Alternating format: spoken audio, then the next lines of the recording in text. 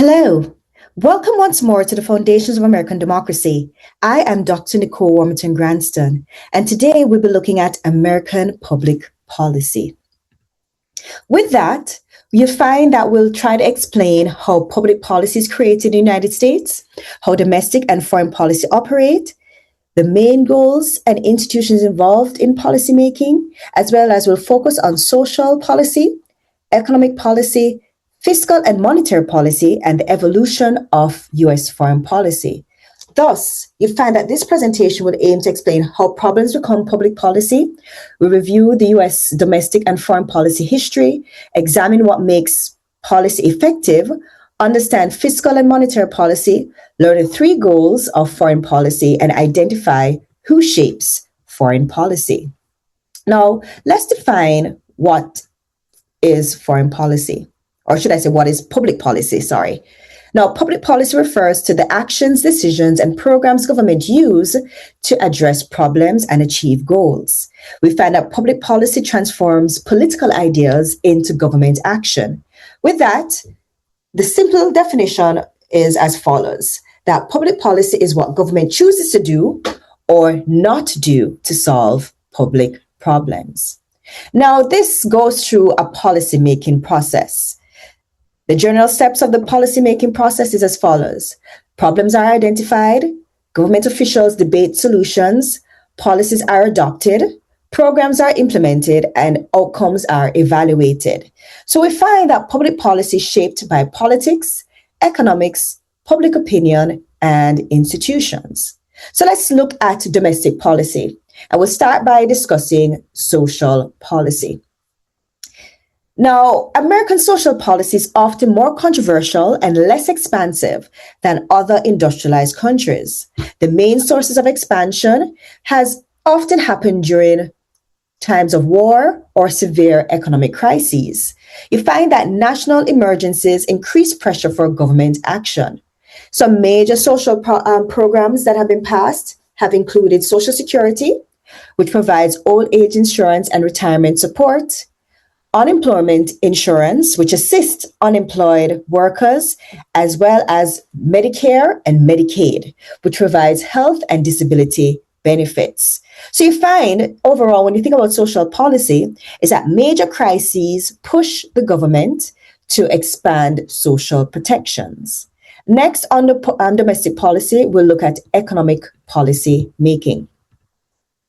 Now, economic performance strongly influences how citizens judge government success. There are two main economic policy tools: that of fiscal policy, which involves taxation and government spending, and its purpose is to influence national economic development. So we find that Congress and the president primarily controls fiscal policy. The next is monetary policy, which refers to actions by the Federal Reserve System designed to maximize employment and control inflation. We find that the Federal Reserve plays a major independent role in managing the economy. So in trying to really explain the difference between fiscal policy and monetary policy, one would say that fiscal policy uses taxes and spending, and monetary policy controls money and interest rates. So let's look at the history of domestic politics in the United States.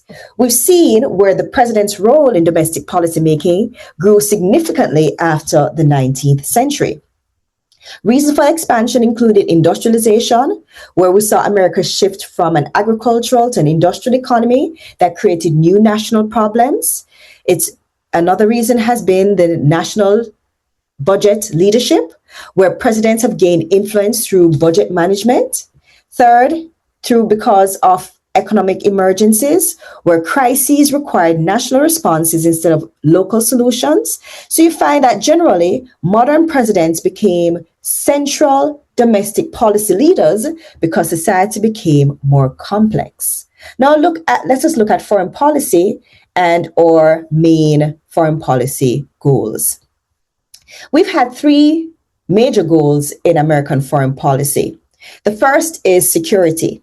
The United States seeks to protect national security through military power, diplomacy, soft power, and foreign aid. This is built on the concept of primacy, which basically states that the US seeks to prevent rival military powers from surpassing it. So you find that security involves both military strength and international influence. The second goal is that of prosperity. Economic strength is described as the foundation of national power. We focus on free trade, where American economic policy has emphasized reducing barriers to international commerce and encouraged global trade. We find that economic success strengthens America's global influence. And finally, the spreading of American ideals. America promotes democracy, freedom, equality, and self-government. This is built on the idea of American exceptionalism, which is a belief that the US is unique because of its political ideals. So you find that American foreign policy often combines national interest with ideological goals. With that, the United States often sees itself not only as a powerful nation, but also as a promoter of democratic values. Now, who makes our foreign policy? Foreign policy is actually shaped by multiple institutions and leaders. These include the president, where today the president generally leads foreign policy making. There's also Congress, where Congress approves budgets, declares war, oversees executive actions, and acts as a constitutional check on presidential power. There's also the influence of major executive agencies, such as the State Department, that handles diplomacy, the Defense Department, that manages military affairs, and the National Security Council, that coordinates national security strategy. So you find that foreign policy in the United States requires coordination between elected officials and bureaucratic institutions. Now let's look at the history of US foreign policy. We've actually gone through four major eras during the 20th and the 21st century. Between 1918 and 1939, we practiced largely unilateralism, where the US often acted independently after World War I. Then, our second era was that of the Cold War coalitions from 1945 to 1991, where US-led alliances against the Soviet Union occurred during the Cold War. Then we had the post-Cold War debate from 1991 until 2001, where America debated its global role after the Soviet collapse. And the fourth era has been the War on Terror from 2001.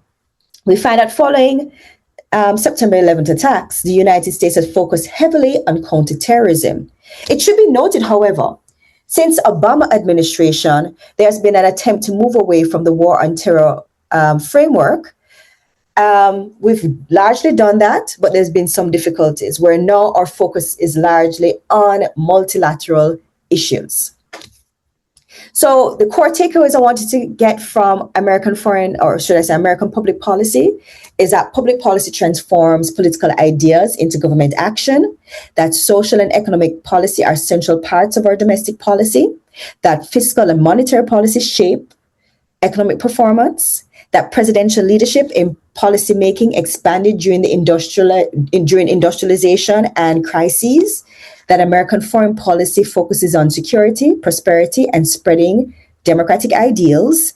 We find that multiple institutions cooperate and compete in foreign policy making, and that finally, the United States' foreign policy has evolved through major historical eras. With that, we can, think about the idea of how foreign policy, or should I say, how public policy reflects our national priorities, political conflict, and even the changing historical circumstances. Thank you.